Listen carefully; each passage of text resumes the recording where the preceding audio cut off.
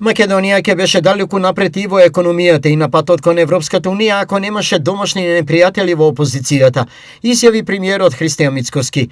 Оваа констатација доаѓа по информацијата дека Европската унија ги отвори сите поглавја за преговори за членство на Молдавија и Украина.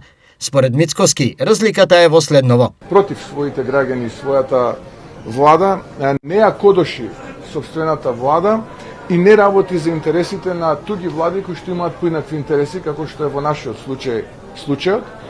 И поранешната власт, односно поранешните власти во овие две држави обезбедувале консензус кога станува збор за стратешки прашања против надворешни предизвици. Тоа не го направи претходната влада, која што беше во една, би рекол, прилично очајна состојба тогаш и беше подготвена да коленичи и да прифати бел лист хартија да потпише за да остане на власт. Без оглед на ова, Мицкоски е одлучен. Ние ќе продолжиме да работиме, да испорачуваме реформи што се дел од планот за раст, ќе продолжуваме да ја градиме македонската економија, резултати преку ноќ нема.